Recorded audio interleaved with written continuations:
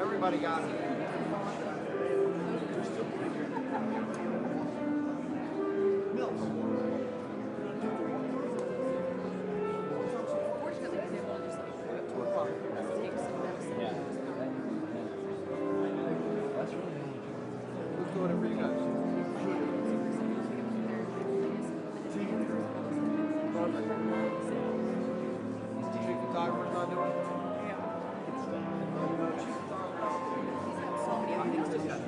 But I'm saying, like, as an absolute fact.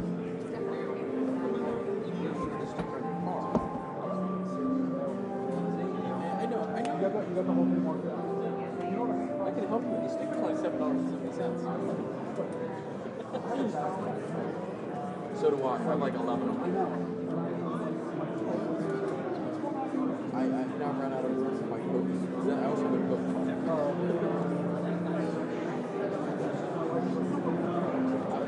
I did the back. And I got this one.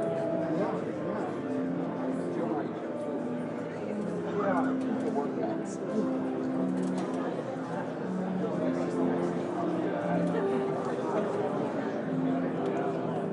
I also have dry packs. See that? Yeah. I have parts. Yeah, so do I. Yep. I also have army duffel. I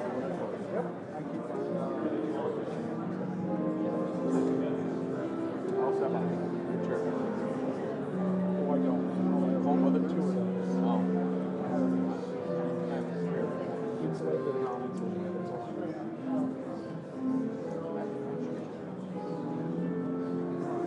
That's a French captain.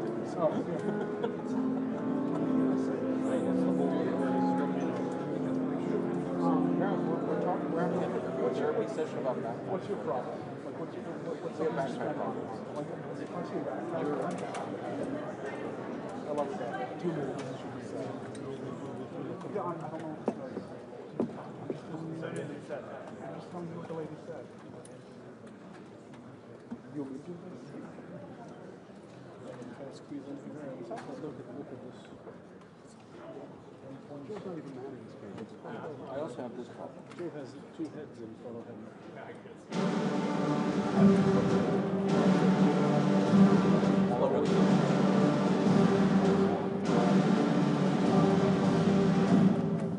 Ladies and gentlemen, the President of the United States.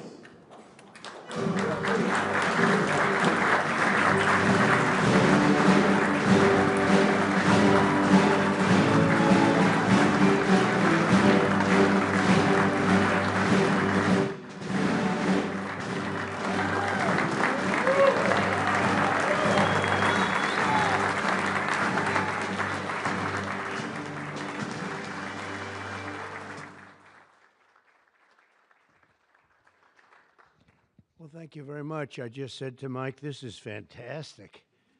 I didn't think we were going to see this coming for a while. Congratulations. This is a very, very important thing. Thank you very much, everybody. This is a very important thing we're going to be discussing. Please sit down. Thank you very much. This is good news indeed. People said it couldn't be done. You got it done. I just have to sign, right? That's very good. This is really something.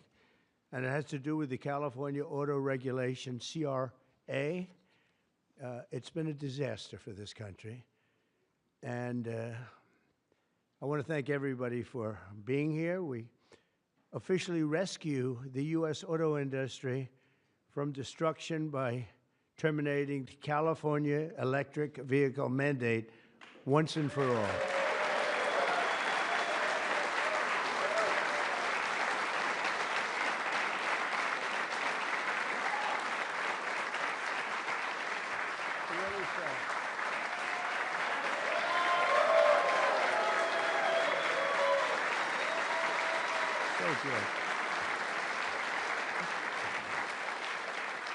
They said it couldn't be done, but boy, it's had us tied up in knots for years. And they'd passed these crazy rules in California, and it would be 17 states would go by them. The automakers didn't know what to do because they're really building cars for 2 countries. When you have 17 states, you're building cars for 2 countries. And I want to congratulate you all, the Senate, the House, the whole thing. It's incredible. I was going to sign a executive order and give it a shot. But the one good thing with this, number one, it holds up forever. And number two, unless somebody votes it out, they'll never do that. And it's just so much better, huh? It's so much better. That's so great. Very proud of you. We're joined today by the great Speaker of the House. I think he's going to go down as a great Speaker of the House, too. I may be wrong. I may be wrong. Who knows? Who the hell knows? I think he is. And he's doing something, the only thing I would say is more important than this one, and I'll tell you what, it's almost close. That's how big this is today. But the great, big, beautiful, I added the word great, you know, I used the word. The great, big, beautiful bill, it's going to be one of the most, I said it this morning to a group, I think it's the most important, one of the most important pieces of legislation ever signed, ever approved. So it's going to be something very special. Thank you very much. Speaker of the House, Mike Johnson, thank you. Secretary Sean Duffy, and they had a problem in India today, and you're on that. Sean's doing a tremendous job. Secretary Chris Wright, everybody said you'd never be able to get him. He's the most talented man, they say, in the oil and gas industry. I'll let you know in about 2 years if that's true.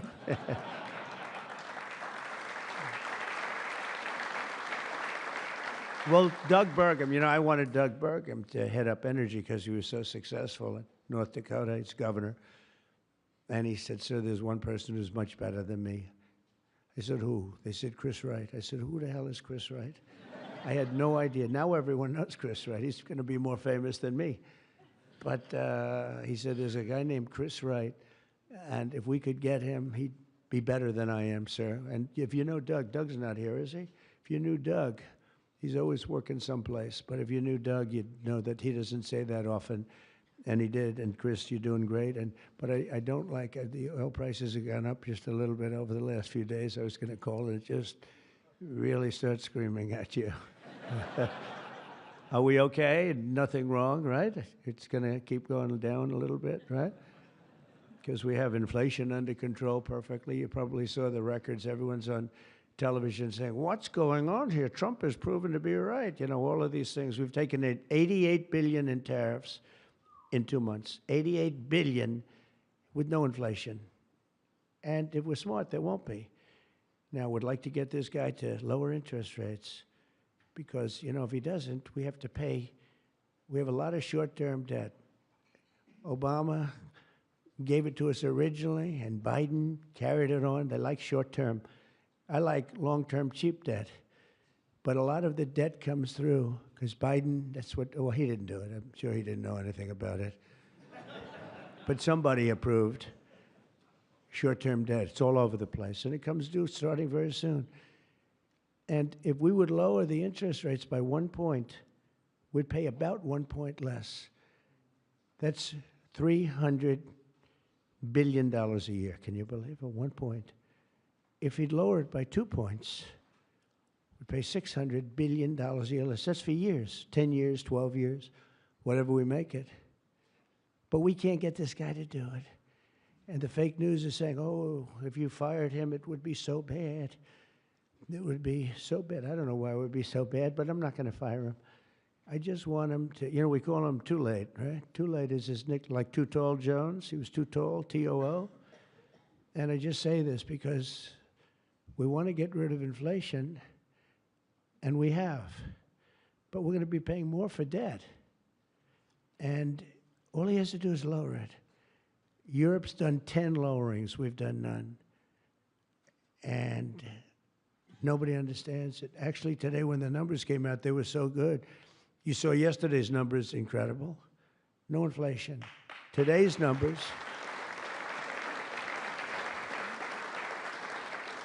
Today just came out, same thing, no inflation. They're all shocked. All these guys are watching from business, CNBC, and all of these different networks. Maria Bartiromo actually got it right. She's been getting it right for a long time, that one. I hope she's appreciated. And Joe Kiernan's been very good at CNBC, I must tell you, but other people aren't so good. But I will say that they can't believe what's happening. But if I could, because we can discuss, we get a lot of press, we get a lot of cameras rolling right now. Not that I like doing it, because I don't. But if we cut our interest by 1 point, for years, we save $300 billion. If we cut it by 2 points, we save, because it's pretty equivalent. We're going to spend $600 billion a year, $600 billion, because of one numbskull that sits here. I don't see enough reason to cut the rates now. And the problem he's got is that, and I explained to him, look, if inflation went up, cut your rates now. There's no inflation. We got it down. We got prices down. We got gasoline down. And you'll keep it going down. And but gasoline's down. We drill, it's drill, baby, drill. That's why it's going down. But we all that. But think of it. I said to him, he was in my office a couple of days ago. I said, if you think there's inflation, let's find out. Because I think we're going to keep it down. I think gasoline's going to be so far down. Oil, energy, it's so much energy. We have so much energy, we don't know what to do with it. But let's say there was inflation in a year from now. Raise your rates. I don't mind. Raise your rates. I'm all for it. I'll be the one I'll be calling you. He'll be too late for that too. But raise your rates. You don't have to keep them up here. If it's going to go up, I'm okay with you raising, but it's down. And we're going out to financing. And I may have to force something. Somebody said, who's the genius that thought of that? I said, it's me. Unlike Biden, I stay awake at night thinking about how to save our country. He was much better at sleeping than me. He could sleep on a beach. He could sleep on a beach with cameras rolling. I can't do that. But I had an idea. I gave it. They said, this is really, we'll go short term for a year.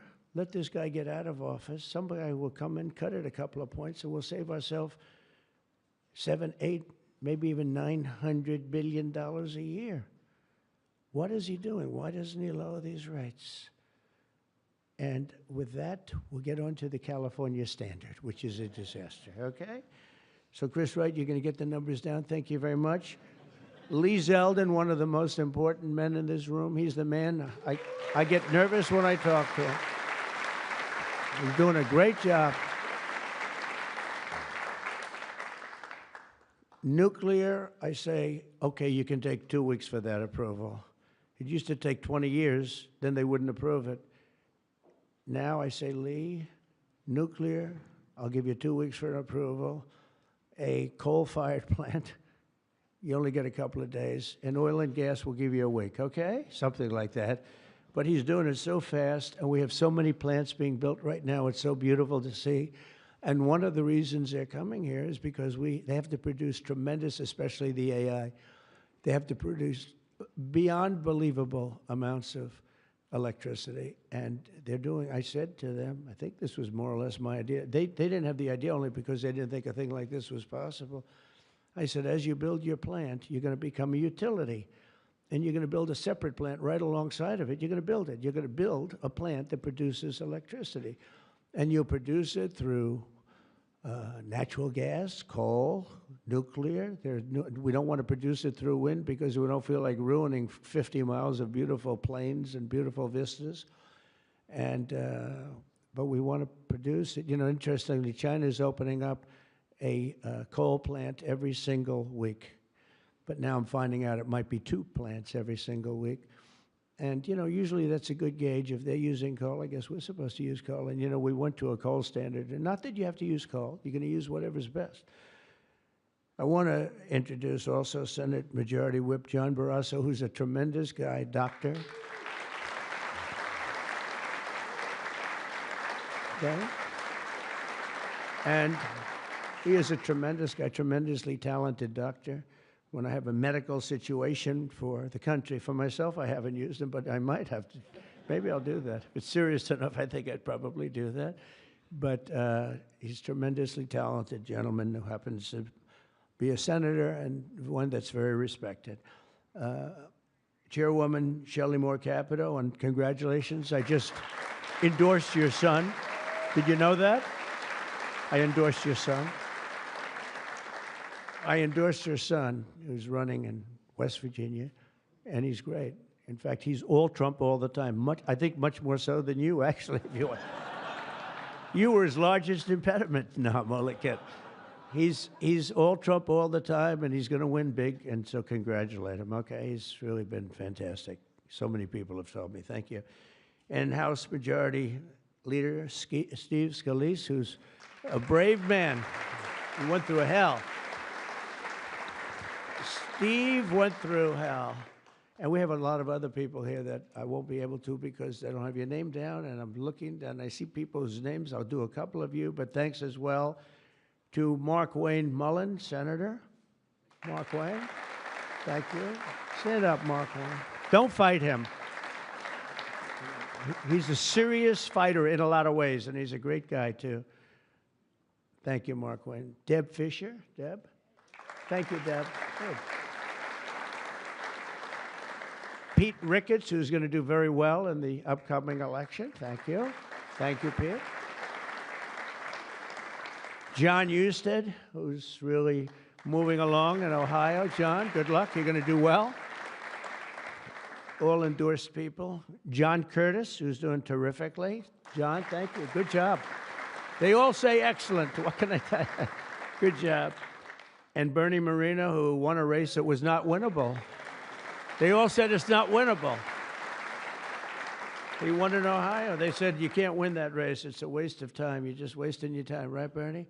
Wasn't a waste of time, was it? Huh? And he won by like 5 points, too. Won by a lot.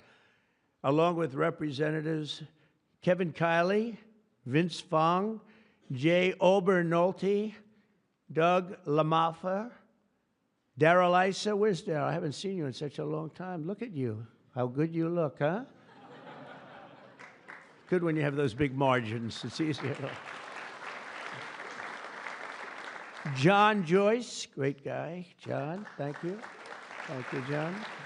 Dusty Johnson, Morgan Griffith, Troy Balderson, Troy from a place called Ohio, and he played very cute at one time, but then he got, boy, I'll tell you, he's become a good politician. Where is Troy now? Where I haven't seen him used for years. I endorsed you early when he was early and younger, but you still look young, and you've done fantastically good. Good work, really good work. Claudia Tenney, New York. Claudia, thank you, Claudia. John James, John James. I don't know. You know, he's running for governor, but I'm not sure I'm happy about that, John. Do we have somebody good to take your seat? Because otherwise we're not letting him run for governor. We can't. You have somebody good, right? Okay. As long as you like him, they'll win. Tracy Mann. Tracy, thank you very much. Thank you very much. Appreciate it. Michael Baumgartner. Michael. Thank you, Michael. Good. Good job. David Rouser. Rouser. Thank you. Glenn Grothman. Hi, Glenn. Thank you very much, Glenn. Brett Guthrie. Brett. Thank you, Brett. Rudy Yackham. Thank you. Thank you, Rudy. And I want to thank you all. And there's some additional people in the room, but we have to get back to this. Is like so big. This is a big one. Under the previous administration, the previous administration, I could go point after point, everything they did, open borders, men playing in women's sports, transgender for everybody, let's go transgender.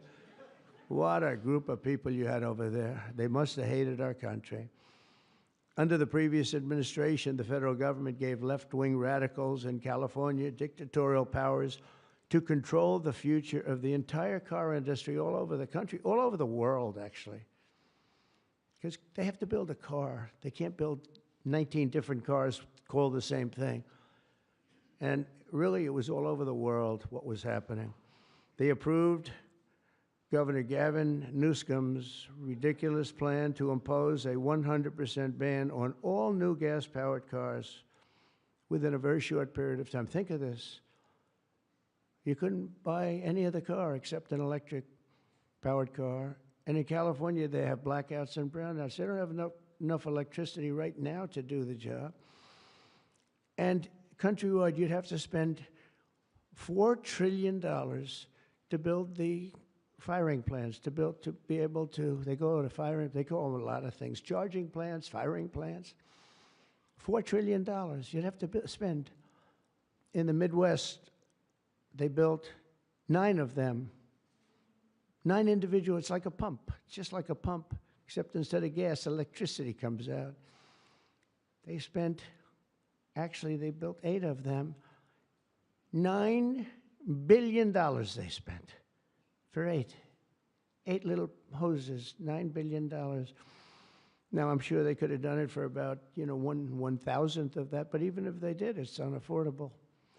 They approved Governor Gavin's ridiculous, it's so ridiculous. By the way, if I didn't bring the military in, Los Angeles would be burning down right now. It'd be burning just like his damn houses burned down because he didn't have the water that he should have had. He had so much water. They have so much water. We had to send in the military to free up the water. And we did that right after the fires. We told them to do it in the first term. But just like that ridiculous plan, this is a plan to ban, think of it, a plan to ban 100, and they call it the 100% ban on all new gas-powered cars and abolish 75% of the gas-powered trucks. 75%. The trucking industry saw me. They said, sir, it doesn't work. Number one, the trucks are so heavy. They're 2.5 times heavier than a diesel-powered truck. So one of the big truckers owns 28,000 trucks, big company, tremendous company. He said, I go out of business immediately. I'm not going to play games. I mean, he said, did you explain these things to the government officials? Like the truck weighs 2.5 times more than a regular truck, a gasoline-powered diesel. And he said, based on that, we have to rebuild every bridge in the United States of America because it wasn't designed to hold cars and trucks that heavy because the batteries are very heavy. They're, probably lead. But they have a lot of things in those batteries that weigh a lot. But it's 2.5 times. It's a simple number, 2.5 times. And if you want to do this, you have to spend trillions and trillions of dollars on rebuilding every bridge in the United States, and I guess throughout the world, because they do follow us. And the big rig buses and even cement trucks, they want to abolish certain categories of truck, but they want to go 75% of all of these trucks have to be abolished almost immediately. I mean, the time is just crazy. And they don't go far. Another little problem. With a tank of diesel, you can go from New York to Los Angeles if you want to go to Los Angeles right now. But New York to Los Angeles, and you can go back a little bit. With the electric truck, you'll stop approximately 6 times. Enjoy your stop. And the truckers saw me, and I said, did you just explain this? Because this is like, if you explain it, if a person's reasonable for that, he said, we explained it, they didn't care. They said, we're going all electric. They can't be stupid because anybody that can cheat on elections like them is not a stupid person. But they must hate our country. But I said to this big trucker, he said, sir, I've been buying trucks my whole damn life. He's a rough guy, smart guy. He said, I got thousands of them. I've been buying them for 50 years. And every single year they got better. They got more efficient, they got bigger, they got stronger. I build apartments in my trucks now for the drivers. I said, what's an apartment? That's on the cab. They put this in. And sir, I know you like luxury, but you wouldn't mind living in one of these. I said, maybe I would, maybe I wouldn't. I mean, it doesn't sound too appealing, but I said, so what's the problem? He said, so I noticed one thing. For 50 years, every single year, one thing happened. They got better. They got stronger. They got more efficient. They got faster. They could carry any load. If we went to this standard, we'd go back beyond 50 years. They wouldn't go as far as a truck from 50 years ago. It would be too heavy and have all the other problems. He said, we'd be going backwards. We'd be taking a trucking industry, would be starting all over, but actually it would be worse because it was better 50 years ago than. So I said, what are you going to do if I don't win this election? This was before the election. He said, you don't win the election, I'm going to close up my business because I'm not going to lose he said, I'm not going to lose my ass. I know exactly what's going to happen. It's going to be a catastrophe. It's the craziest thing I've ever heard. They're making you buy stuff that doesn't work. It's no good. It doesn't work. And I'm all for electric. If you want to buy electric, you can buy electric. Cars are great. If you buy the right ones, cars are great. And you should be given the option, buy the electric car, buy a gasoline-powered car, buy a hybrid. Probably not hydrogen, because hydrogen has a tendency that when it blows up, you're gonzo. It's over. They find you 75 yards down the road, you know. Where is he? Well, I think that's him, but I'm not sure. So, you know, they said, we think we can solve the problem. I said, that's not good enough when they think. No, it sounds like it's quite severe. If it doesn't work, Steve, it'll work most of the time, but if it doesn't, it's over. It'll make your accident look like peanuts compared. You wouldn't be around, I'll tell you, because it's pretty bad. But some people like it. I don't know. Let's see what happens. But I would say it's off to a bad start. But because of the size of California's population and the fact that 17 other states follow California, that's the problem. 17 other states follow California. They have the most ridiculous laws I've ever seen for a lot of things. This is just cars, but and trucks and they have a lot of them for other things. But we have, it's called the California Car Standards. And this horrible scheme would effectively abolish the internal combustion engine, which most people prefer. Like so far, I'd say about 90%. In fact, General Motors announced yesterday they're going to spend about $6 billion on, because of tariffs, and maybe because of my election on November 5th, but because of tariffs, I think, more than anything. They're all coming back. They're coming back from other countries that took them 25, 30 years ago. They're all coming back. We have now almost $15 trillion. They had almost nothing last year, and the year before, they've very, very little. Nobody wanted to be back here.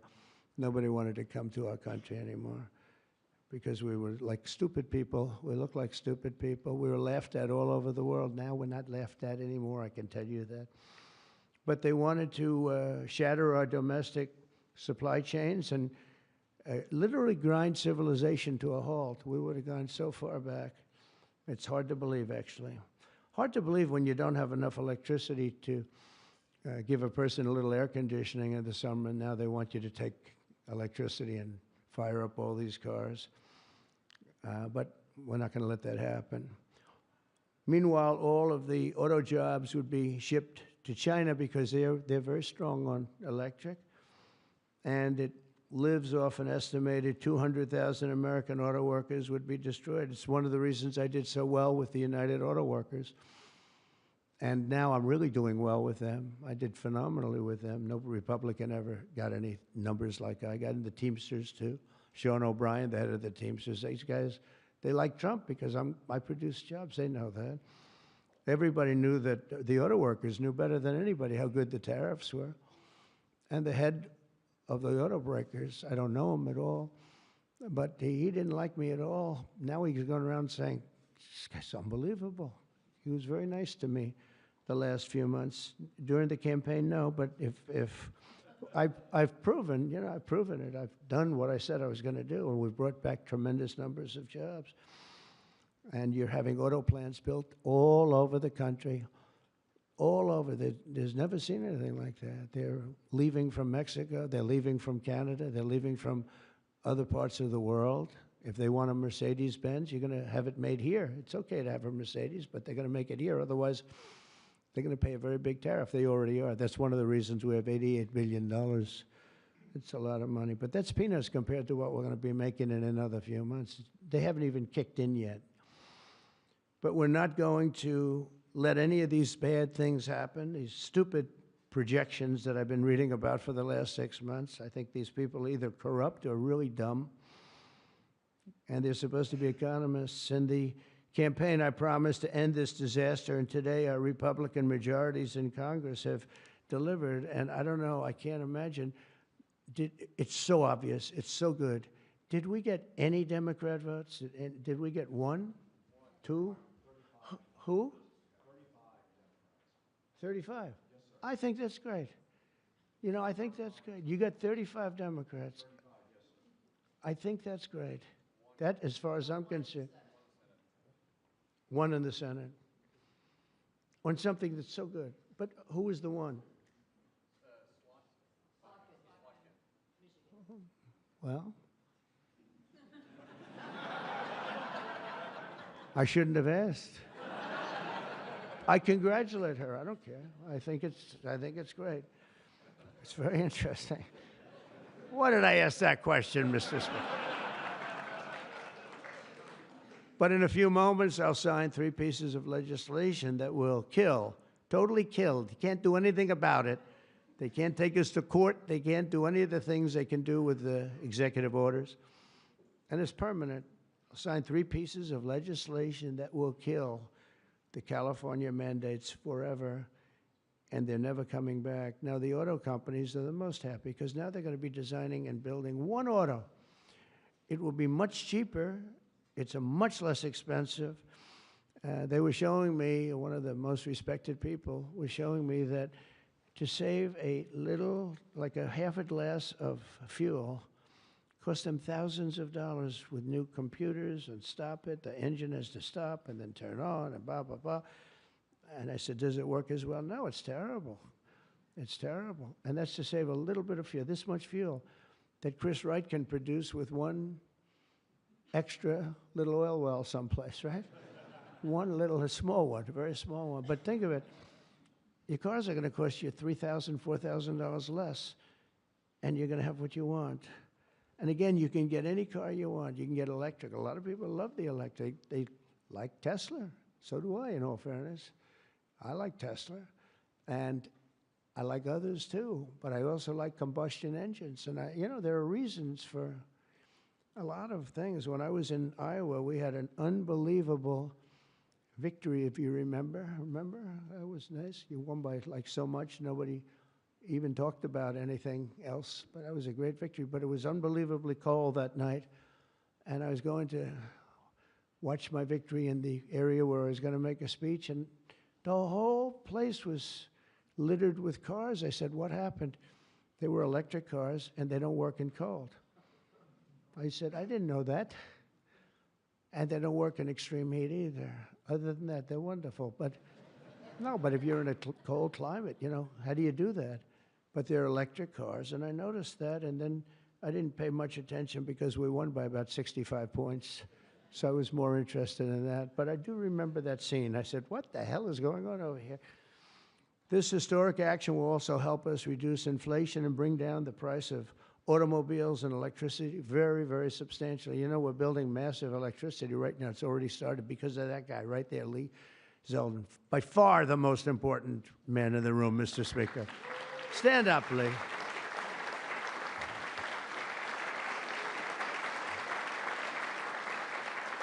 He blows you guys away, John. He blows the politicians away. I'm sorry right now. He's a great politician, though. He almost won for governor in New York, which is just missed by a few points. And that was another race that was not winnable, but you almost got it. But I think what you're doing now is even bigger if you want to know the truth. I think it's actually more important if you can believe that. Under the previous regime, car prices skyrocketed as a direct result of the mandates.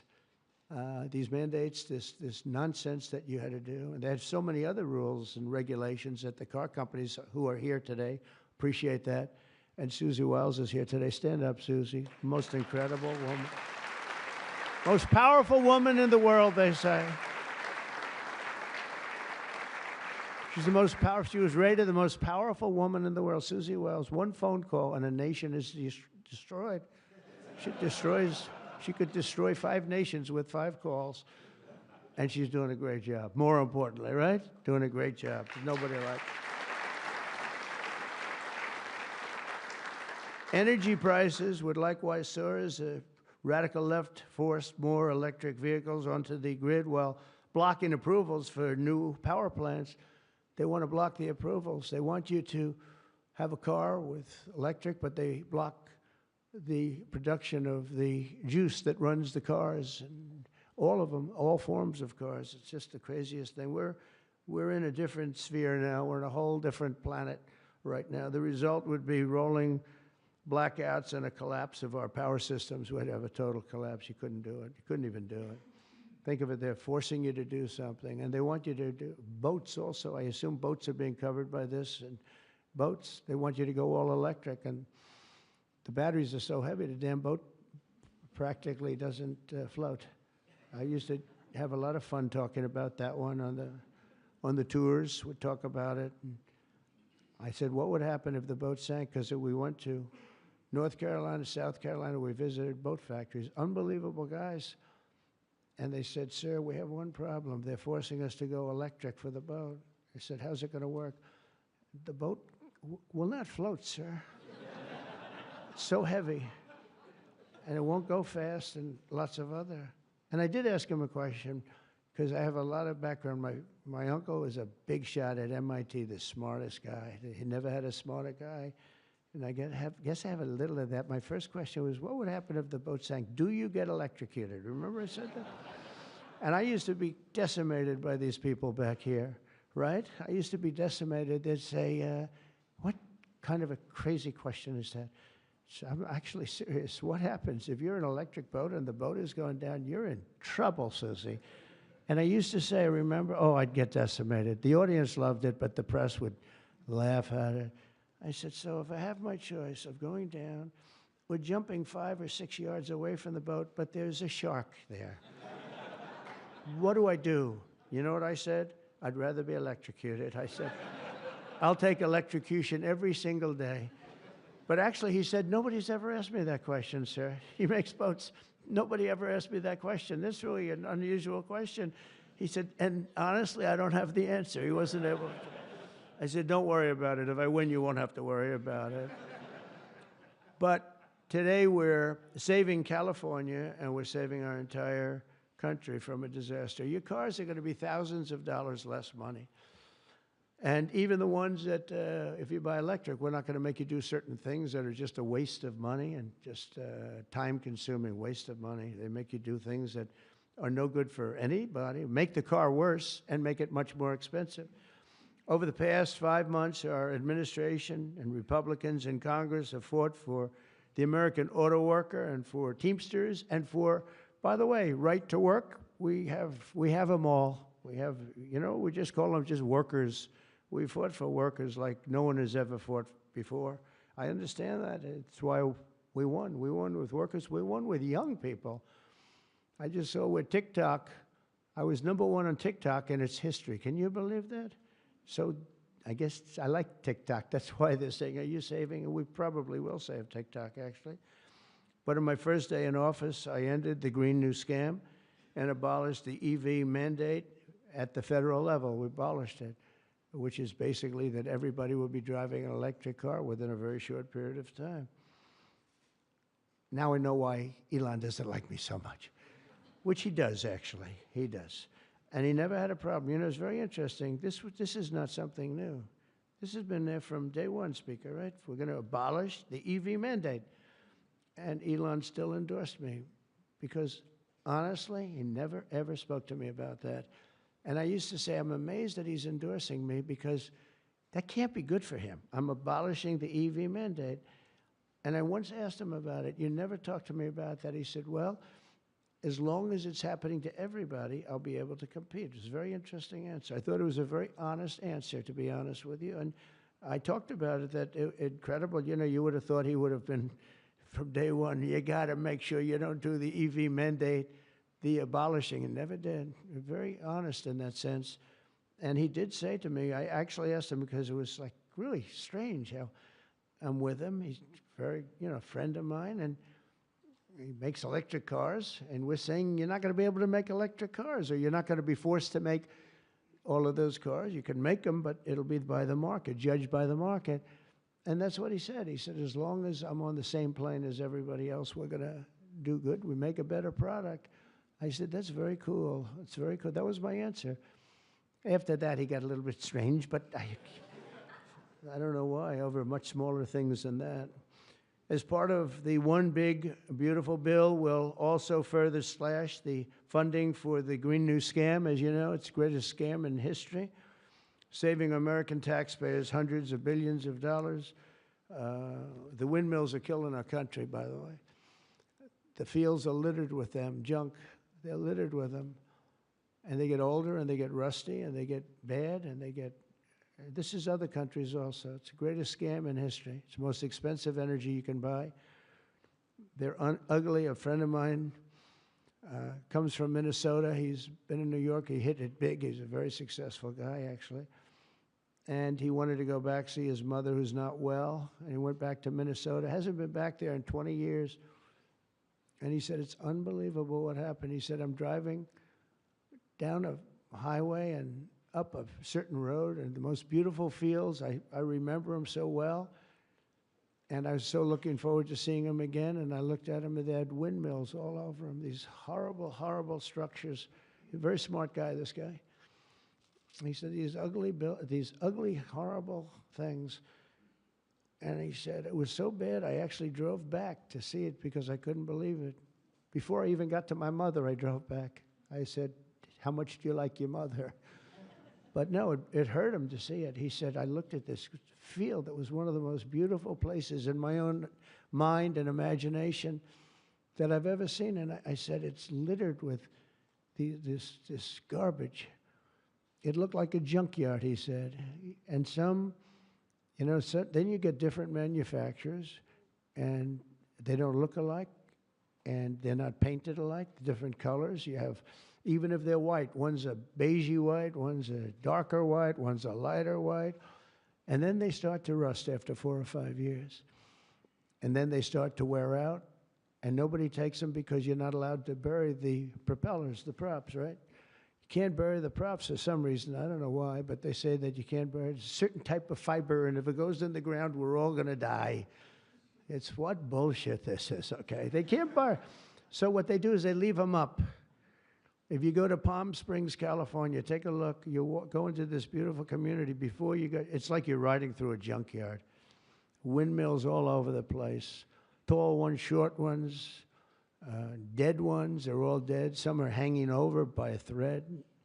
They never take them down. They just leave them there, and they start to rust. It's one of the greatest scams, and it's also the most expensive energy. And the environmentalists say, oh, we love wind. It sounds so good, but it's a horrible thing. Environmentally, it's a horrible thing. I say that to you. It's wind, and we are going to have virtually one mandate we have. We're going to natural gas, nuclear. Nuclear, we just had a big signing with nuclear, making it easier, safer, and better. It's really, I would say, probably more than any other form of energy that's come about. It's been amazing what's been done. It's very safe, very good, and very inexpensive.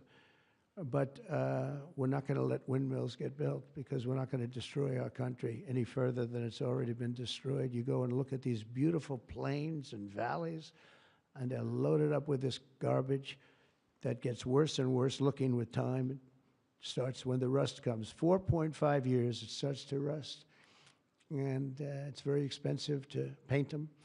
So they don't paint them, and they're horrible. What's happened is horrible. So we're not going to approve windmills unless something happens that's an emergency. I guess it could happen.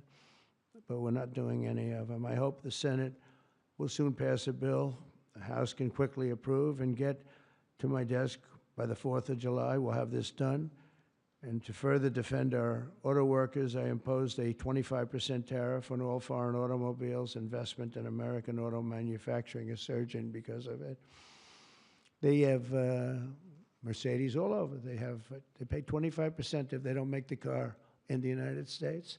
And because of that, and this could have been done long before Trump.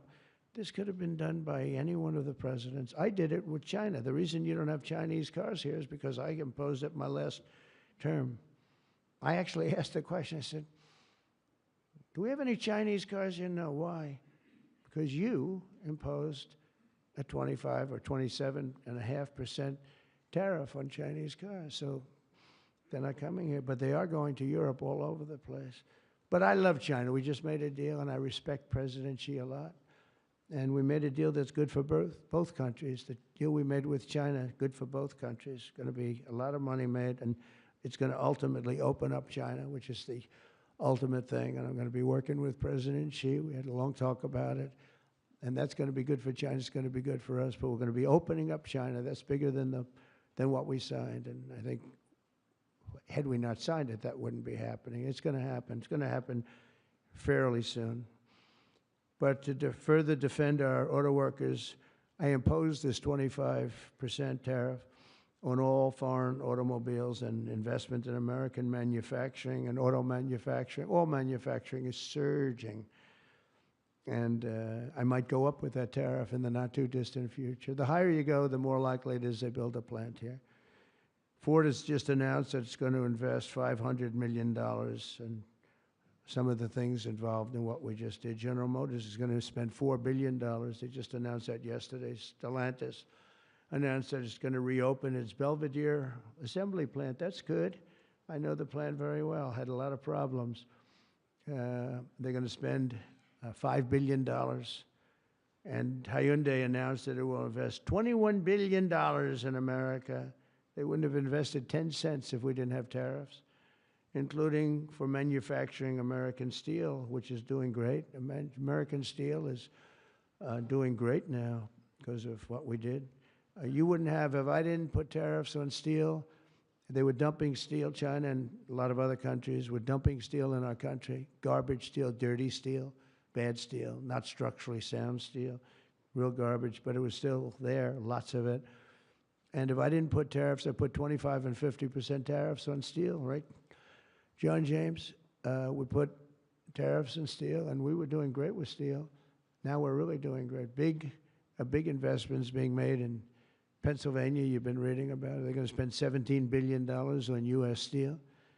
And all the steel workers wanted it. And we have a golden stock. We have a golden share, which I control or President controls. Now, I'm a little concerned whoever the president might be, but that gives you total control. It's 51% ownership by Americans. And we have a company, a great company, Nippon. They're coming in from Japan. They're going to spend $17 billion. And somebody said, well, what happens if it doesn't work out? I said, they spent $17 billion. We can't put it on a trailer and drive it to Japan. This is a steel mill. You know, some businesses you can move. You move your office, and that's where the business is. With this business, they're spending think of that, $17 billion. They're going to have them all over the country. I want to introduce several of the great Americans representing the millions of people whose livelihoods we're saving with today's action. I just can't tell you how incredible this action is, because nobody thought. This was one that I wasn't so, I would have rather had it than almost anything, but I was told by everybody, except that guy right there, that you couldn't get it. Bill Kent runs a chain of family-owned convenience stores that opened in West Texas in 1957, known as Kent Quick. And Bill, if you could come up and say a few words about what the signing means to you, please.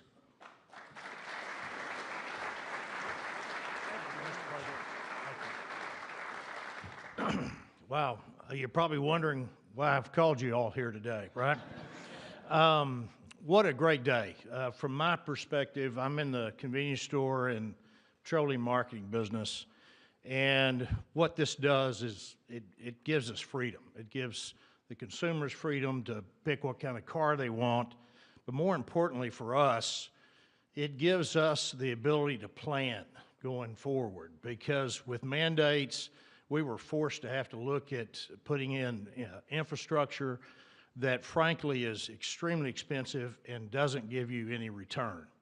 So this allows us, it's going to free me up and our companies up to invest in what people want, in the cars they want, and it's a great day. So, Mr. President, Congress, thank you, Steve, everybody, thank you so much. Thank you.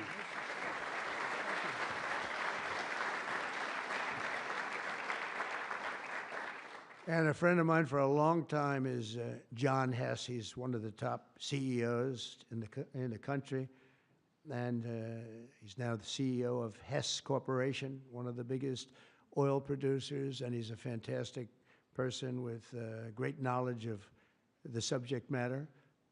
Can you say a few words, John? I see you in the audience. Come on, thanks.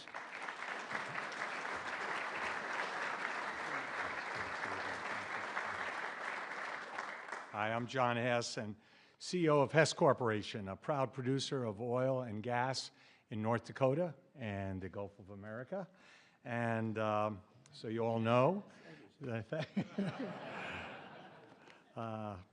I was born in New Jersey, grew up in New York, and my father started our company by driving a secondhand oil truck. So, Mr. President, it's an honor to be before you today, and thank you for that. Mr. President, during your campaign, you made a commitment to the American people to repeal unworkable and costly mandates for cars and trucks and let the consumer choose what type of vehicle they drive. Today, with the bipartisan support of Congress, you're making good on that promise. I'd like to recognize Speaker Johnson, Leader Thune, other members of Congress whose tireless efforts were critical to the outcome we're celebrating today. And a special thank you to Senator Capito for her leadership.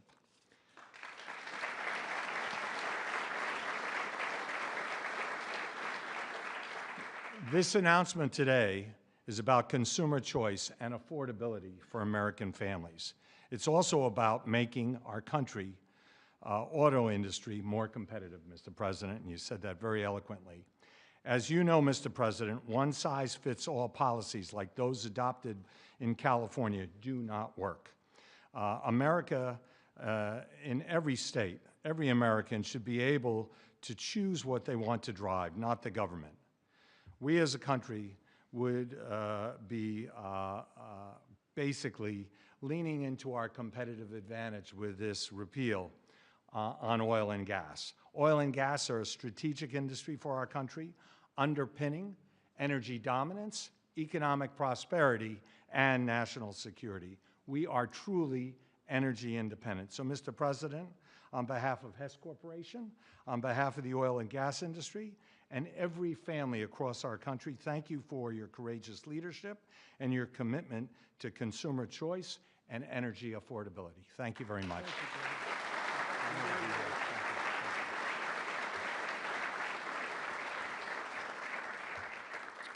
Very respected guy. The California EV mandates would also have devastated our nation's incredible truck drivers and the trucking industry, and I gave you a little bit of a rundown on that. But a diesel-powered semi-truck can drive from Reno, Nevada, I'll give you some other locations, Nevada to Los Angeles, California, and back on a single tank of diesel oil, diesel fuel, but the same exact journey would require an electric truck driver to stop also 6 times at recharging stations, adding an estimated 9 hours to the trip. I don't know too much about the trucking industry, but this is not sounding good. Here to discuss a little bit about the trucking industry, Gina Jones, and Gina, a real expert on trucks, I can tell you that. She's going to come up and tell us about trucks. Thank you, Gina. Thank you, Dan.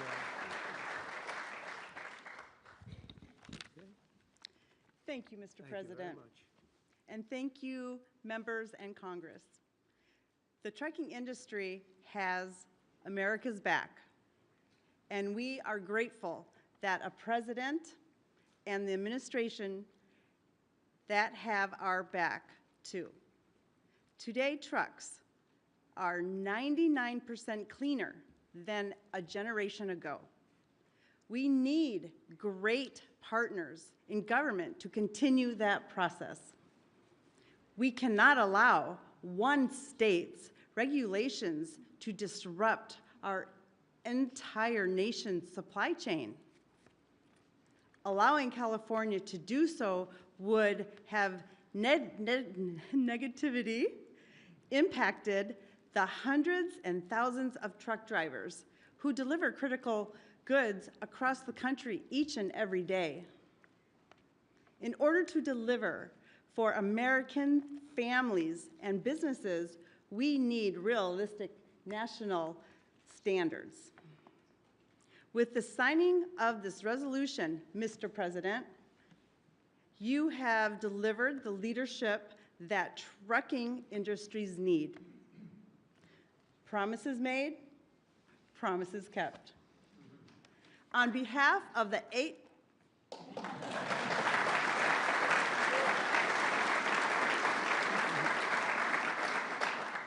On behalf of the 8.5 million Americans who work throughout the trucking industry, I thank you. Thank you very much. Thank you very much. Great job. Great job.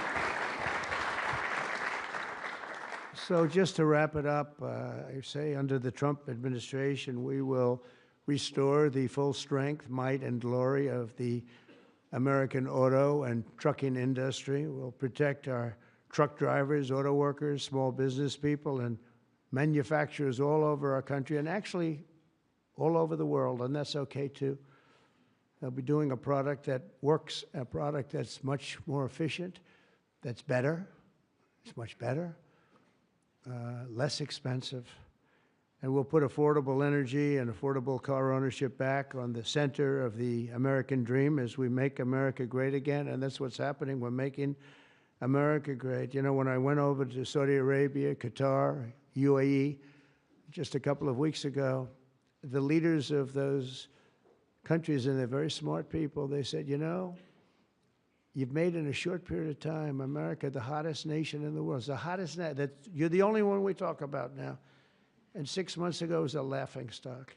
They said that to me, those words. It was a laughingstock, and it was an absolute laughingstock. We've got the hottest nation right now in the whole world, and the numbers are reflecting it too. So I just think it's great. And what I'll do is I'll sign this, then we can take a couple of questions if you want. And we will be finished, and you're going to go off, and you're going to build the most beautiful automobiles for 20% less money.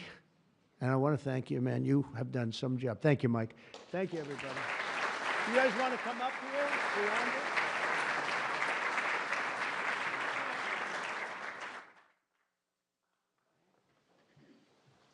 Come on, surround it.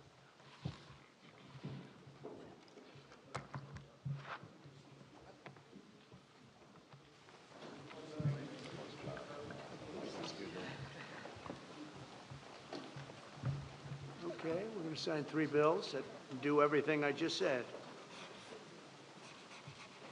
No auto pens allowed.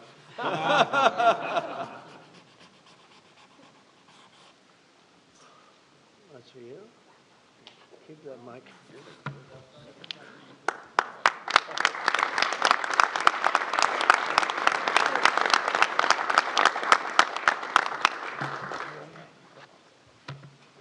You know, that pen was so good, give it back to me. That was a good one. No, I'll sign all 3 of them, because you never know what you get with the new one. Number 2.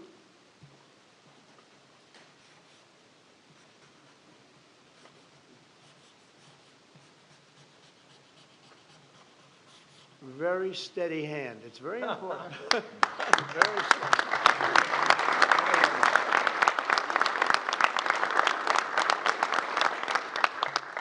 Only a steady hand can sign like that, right? Absolutely. Right? I've been told that, actually. And here's number 3, and it all goes into effect. Everything I said goes into effect. Lower prices, better cars, and choice. Sense. You can say choice. We have choice for education, and you have choice for cars now, right? Common sense is right. You're right. Common sense is right.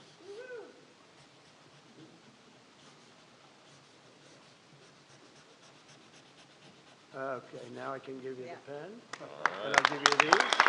Shelley?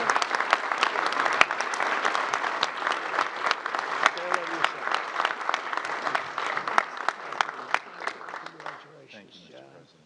Okay, you'll take these. Pass these around, fellas. Where's John James from his father? Oh, yeah. You have one, John? Yes, sir. Pass them around. Okay, everybody. There's a few extra. You're going to take them and give them to some of the people. Okay?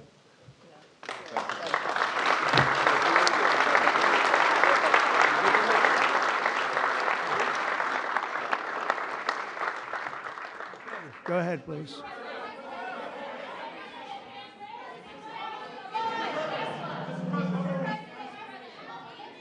All right. Brian, yeah, please. Yes, sir. I have some very close friends who run some of the largest auto dealerships in Southern California, Rustack Automotive Group. Good. Their message to you, they're 100% behind you right now. They know they're going through some soft sales period. It's true. They're in it for the long haul. What's your message to thousands of auto dealerships across this country that are kind of navigating through this tariff? Yeah, they're going to do better than ever before. They're going to sell cars in America at levels that they've never even thought of before. And they're going to make more money than they ever made before. It's going to be great. They're going to be selling a better car, too. It's going to be a better product. And they're behind you 100%. I know. I know that. They have been behind me, right? They knew it was right. They've been asking for this for 25, 30 years, in all fairness. No, they're very happy. I told you the Auto Workers Union, we got tremendous votes.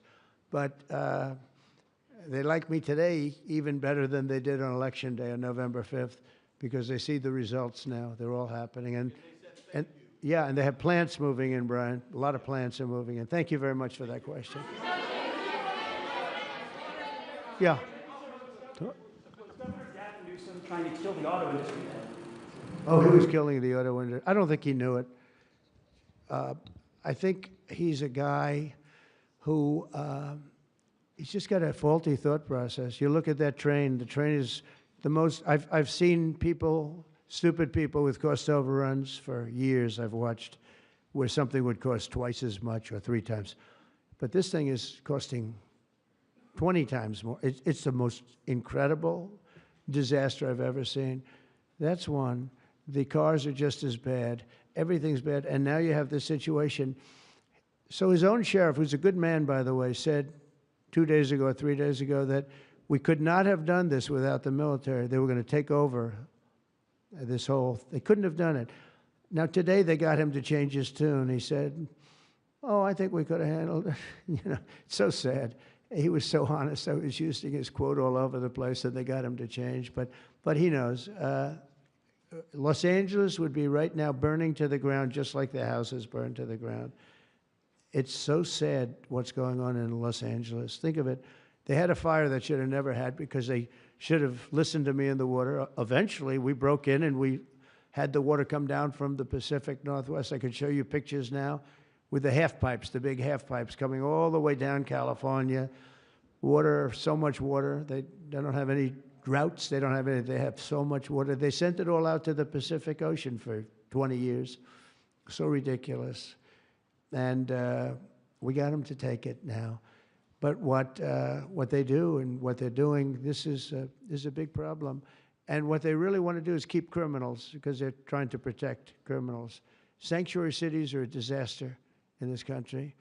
And most of the voters don't want them. Politicians like them for whatever reason, but I think the politicians are wrong. That's why we won in such a convincing fashion. We won all 7 swing states. We won by millions of votes. We won 2,750 districts as opposed to 505. That's why when you look at the map, it's almost all red. It's got 2 little blue stripes on each side of it. It's almost all red. But now you have to, I always got along with Gavin. I like Gavin. I've liked him, always. He said I never called him. You know, they asked him a question on Fox, I guess. I never spoke to him. He doesn't remember the call. He doesn't remember. I never spoke. And then I produced a phone call. I had it. It took me about 2 minutes. I said, well, here's the call. It lasted 16 minutes and 4 seconds. And it was at 12:30 in the evening. I actually made a call, didn't pick up. I called him a second time, and he picked up. And I told him, I said, you have to get your ass in gear because you're going to have a problem there. And he would have. If we didn't bring the military in, he would have had, you would have right now something. And I went through it because I follow the rules 100%. And I watched in Minnesota where you have the man who ran for vice president of the United States. Fortunately, he was a disaster. But he wouldn't call in the National Guard. And I eventually called in the National Guard, but it was seven days late. I said, I'll never do that again. I'm never going to, if I see problems brewing, if they're not going to do the problem, I'm not going to wait 2 weeks. Because that city, Minneapolis, burned down. If you remember the CNN anchor, he was standing there saying, yes, this is a peaceful rally. And behind him, the entire city was on fire. It looked like World War II. And I appreciate the question. Please. Thank you.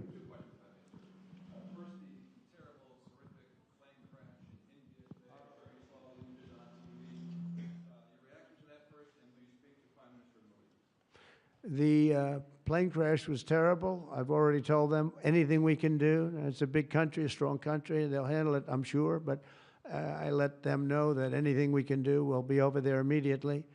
But it was a horrific crash. It looks like most are gone. They actually maybe have a couple survivors, which is just heard. But that was a horrible crash. Nobody has any idea what it might be. I gave him a couple of pointers. I said, maybe you'll look at this or that. You know, we saw the plane. It looked like it was flying pretty well. It didn't look like there was an explosion. It just looked like the engines maybe lost power. But boy, that is a terrible crash. It's one of the worst in aviation history. Yeah, second. How confident are you, sir, that conflict with Iran can be avoided? Well, I'd love to avoid the conflict. Iran's going to have to negotiate a little bit tougher, meaning they're going to have to give us some things that they're not willing to give us right now. I'm the last person. I've kept us out of wars. We defeated ISIS completely, 100%, and I haven't had it's peace through strength. I believe in peace through strength. We have the greatest military in the world. I rebuilt the military, as you remember, for 4 years. I rebuilt the military, and then we gave a chunk of it away, but it was still peanuts. It was a lot, but it was peanuts compared to what we rebuilt. Gave it to Afghanistan, one of the most embarrassing moments in the history of our country with the whole withdrawal, the way they withdrew was very embarrassing. But we rebuilt the military. We have the greatest, strongest military. We defeated ISIS. We defeated ISIS.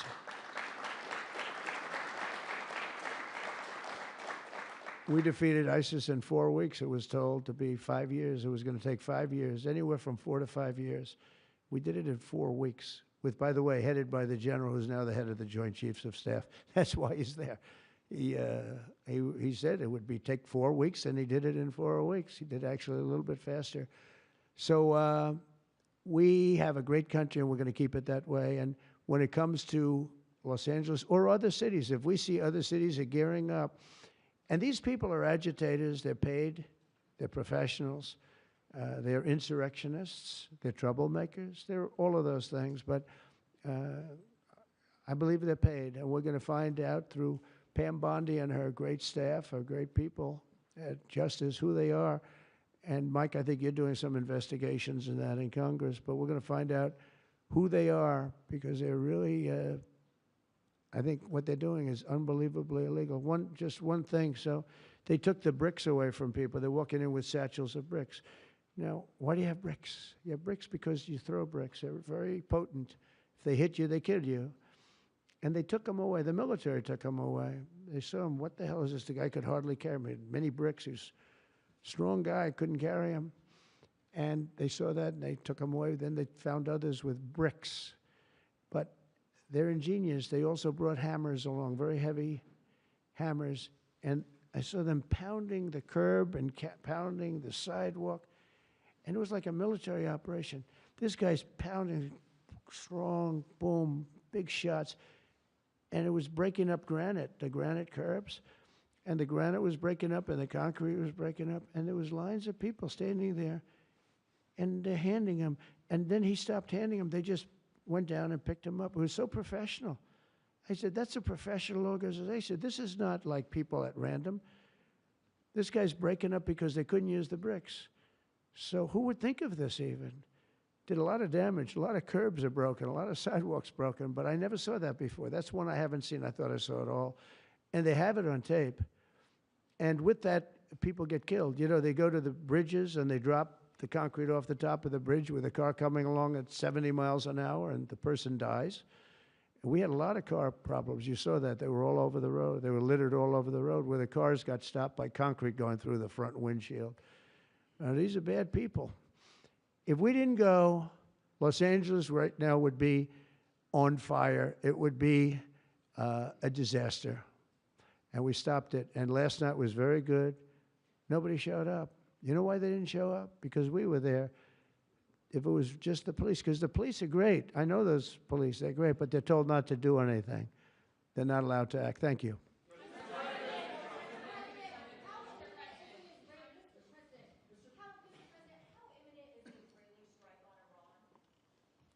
Well, I don't want to say imminent, but it looks like it's something that could very well happen.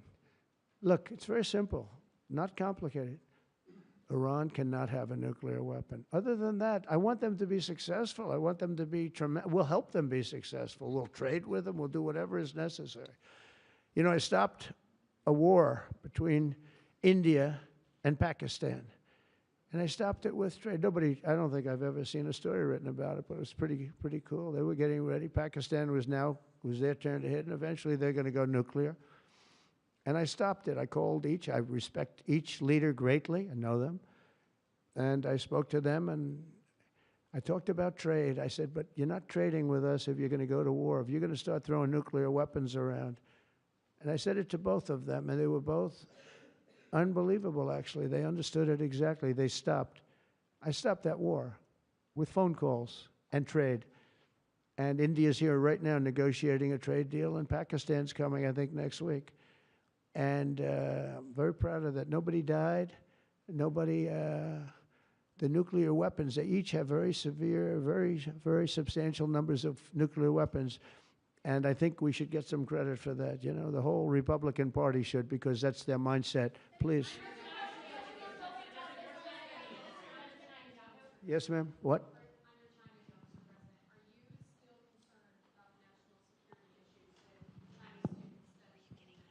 Look, I've always been in favor of students coming in from other countries. That includes China. And we have 500,000 Chinese students coming in. I've always been in favor of it. Does it mean that you have to watch people? Yeah, you have to watch students, but you have to watch other people also.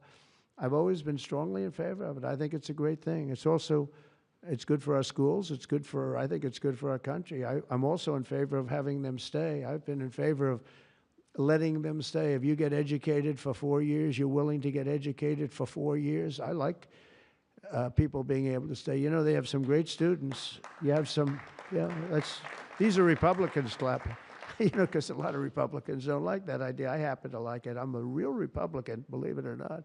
But I like the idea. They go 4 years. To me, that's almost like, you know, just buying your way in a very legitimate way. And, you know, you have stories where Apple wants to hire somebody and they can't hire him because he can't stay. He went to a great school. He finished first in his class. They made him a big offer, and everything's done. But he has no idea whether or not he's going to be able to stay. And I'm all for making sure that people like that can go to work for all of our great companies. And you know what they do? They go back to their country, and there are stories that are all over the place. They go back to their company, and they start a company just like they were going to start here. They end up starting it in China or India or someplace else, and now they're among the richest people in the world. They've got thousands and thousands of employees that make it great. This is happening all the time because they're not allowed to stay. And I think we'll probably end up doing something about that, right? I think. Yeah, go ahead. Go ahead. You in the blue, please. Light blue. Thank you, Mr. President. How close are you to step back on between Ukraine and Russia? We see a very bad escalation. Are you going to leave it in the hands of the Europeans? I'm very close to the situation. I'm very disappointed in Russia, but I'm disappointed in Ukraine also because I think deals could have been made. And, you know, we're losing 5,000, 6,000 people a week, soldiers mostly, but also people living in towns because they're getting hit by missiles again. How'd you like to live in a building and you think a missile has a good chance of hitting your building during the evening? It's horrible. Must be horrible to live like that. But, I mean, we'll get it, but it's, I'm disappointed that it's not done. We did great with India and Pakistan. We did very good with Israel. I thought, look, October 7th was a disaster. People forget, you know, they like to forget. That was a horrible thing. But, you know, none of these things would have happened if I were president. If I were president, none of it would have happened. You wouldn't have the Israel problem. Iran was broke. They had no money. We had big sanctions on them. Biden immediately let them get rich, $300 billion they have right now. But they had no money for Hamas or Hezbollah. They had no money for anything. It was perfect. We wouldn't have had inflation that was caused by oil, Chris. The oil price went through the roof. It was also caused by their spending, but it was caused more by oil than anything else. The oil went so high, got close to $100 a barrel, and that also kept the war going with Putin because at $100 a barrel, that was a big money-making experience. But now it's down to where it's not so good for them anymore. No, it's very important to get that solved. That's a bloodbath. That's a terrible bloodbath that's going on. Yeah, please, go ahead. Go ahead. Following up your question, answer on India and Pakistan for stopping the war between them. India says that they cannot talk to Pakistan unless Pakistan takes actions against terrorists. We're going to get those two getting together, you know. I told them, India and Pakistan, they've had a long time rivalry over Kashmir. And I said, I can solve anything. I'll be your arbitrator. I will be your arbitrator. I can solve anything. And I started first question, how long has it been going on? They said, 2,000 years. I said, oh, that's a right. Maybe I'll think about it. Mr. President, I'm buying Mr. President. When I heard 2,000 years, I said, maybe I'll have John Hess solve that problem. Mr. President, will you punish Israel for striking Iran? Peter? Thank you, President Trump. I have two. First, on immigration. What made you change your mind about targeting in California farmers and people in the hotels and leisure business? Well, we're not targeting. In fact, if you look today, I put out a statement today about farmers. Our farmers are being hurt badly by, you know, they have very good workers. They've worked for them for 20 years. They're not citizens, but they've turned out to be, you know, great. And we're going to have to do something about that. We can't take farmers and take all their people and send them back because they don't have maybe what they're supposed to have, maybe not. And you know what's going to happen and what is happening? They get rid of some of the people because, you know, you go into a farm and you look and people don't, they've been there for 20, 25 years and they've worked great and the owner of the farm loves them and everything else, and then you're supposed to throw them out, and you know what happens? They end up hiring the people, the criminals that have come in, the murderers from prisons and everything else. So we're going to have an order on that pretty soon, I think. We can't do that to our farmers, and leisure too, hotels. We're going to have to use a lot of common sense on that. And my other question about the Middle East. As the Israelis apparently gear up for some kind of an attack, a possible attack on Iran, are you trying to talk Netanyahu out of doing that, or are you so against Iran having a nuclear weapon that you're okay, he does his thing because it is not an American war? Yeah, it's a very fair question. Look, I want to have an agreement with Iran. We're fairly close to an agreement. We are fairly close to a pretty good agreement. It's got to be better than pretty good, though, but it's got to be, I'd much prefer an agreement. As long as I think there is an agreement, I don't want them going in because I think I would blow it. Might help it, actually, but it also could blow it. But we've had very good discussions with Iran. Whether or not we get there, I can't tell you, but it'll happen soon.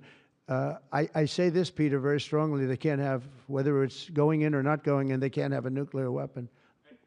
I'd prefer the more friendly path. And can you tell us what the Israelis told you that made you start to evacuate the dependents of servicemen and women who are stationed in the Middle East? They didn't tell me anything, but I said, look, there's a chance of massive conflict. We have a lot of American people in this area, and I said, we got to tell them to get out because something could happen soon.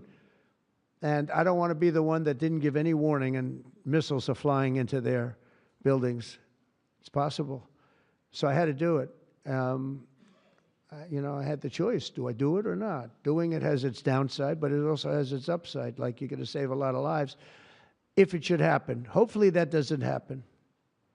Right? Thank you.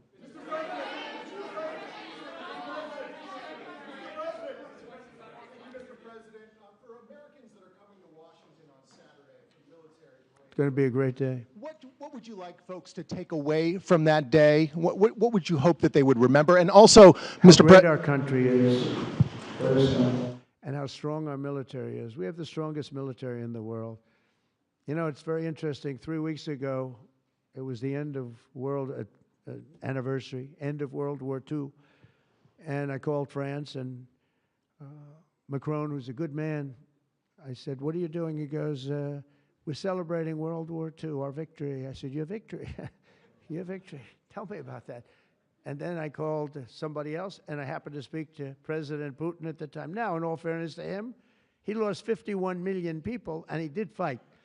Russia fought. Sort of interesting, isn't it? He fought with us in World War II, and everybody hates him. And Germany and Japan, they're fine. You know, someday somebody will explain that, but I like Germany and Japan too. But Putin is a little confused by that, you know. He said, we lost 51 million people and we were your ally, and now everybody hates Russia and they love Germany and Japan. I said, let's explain that sometime, okay? But it's a strange world. But I will say this, look, I want them to go away saying how great our country is and how great our military is. And I was making all these calls. For some reason, I spoke to like 4 different places. Sir, are you celebrating? And I said, you know, we won World War II and World War I, right? We won them. And yet we're the only country that doesn't celebrate. Everybody's celebrating except us. And I said, we should celebrate too. Several No Kings protests planned across the country on Saturday as well. What are your thoughts on those? What do they call No Kings? No Kings. I don't feel like a king. I have to go through hell to get stuff approved. A king would say, I'm not going to get this. A king would have never had the California mandate to even be talking to him. He wouldn't have to call up Mike Johnson and Thune and say, fellas, you got to pull this off, and after years we get it done. No, we're not a king. We're not a king at all. Thank you very much. Go ahead. Yeah, go ahead. Sir, go ahead. Mr. President, sir, you made a lengthy posting today on Truth Social about Senator Rand Paul. Do you expect to see him at the picnic tonight, sir? I do. I look forward to seeing him, actually. I like him. He's the hardest vote in the history of the U.S. Senate to get. Probably won't get him, but he's a very tough vote. I mean, he's a very tough vote. He's always been a friend of mine. You know, I endorsed him and got him elected. I got him elected twice. But I don't think he understands how great this bill is. This is a great bill. No tax on tips, no tax on, you know, the Social Security payments. It's unbelievable what happens. No tax on overtime. You work overtime, no more tax. It's so, those are big, but they're minor compared to the big things. Taxes reduced. And let's look at the other side. If it doesn't get approved, a 68% tax increase, 68%, including the fact that the Trump tax cuts kick in, but it's a 68% tax increase and many other bad things. I don't even want to, some of them are so bad I don't even want to talk about them. I think it's one of the greatest bills we'll ever pass in this country, and I think that Leader Thune and this gentleman right here, what he's gone through on this with, you know, we started off with a majority of 1, now I guess we have 7, so it's like easier, but it's really sort of 3. It's 7, but it really equates to 3, right? And we have great support. I mean, I can't tell you, I can't guarantee, but when you have a majority of essentially 3, where you can't lose anything more than 3 votes, and you get it passed, it's pretty amazing. And I think it's going to haunt the Democrats because most of the bill is common sense. It's tax cuts, it's border wall funding, it's military funding properly spent. It's all things that are like common sense. They're all good. There's nothing tricky about it. It's basic stuff. And we don't intend on getting one, think of it, not one Democrat vote in the House. Mike, not one. Maybe somebody will come along. I don't know how they can run for office. So many different things. We're gonna very important, Medicare and Medicaid are gonna be strengthened, not hurt. You know, they're using fake narrative. Oh, no, they're gonna be strengthened. We're gonna strengthen them. They're gonna destroy them because under their policies, Medicare and Medicaid go away. Social Security under them is gonna be devastated. With us, it's gonna be kept, but much stronger than before. And very interestingly, I saw this and I proved it because for 4 years, I never hurt Medicare, Medicaid, or Social Security. I've already been there. But they're going to destroy Medicare, Medicaid, and Social Security. They're going to wipe them out, in my opinion, because their policies are so bad, the country will have no money to pay for them. We're going to make them stronger than ever before. Thank you very much, everybody.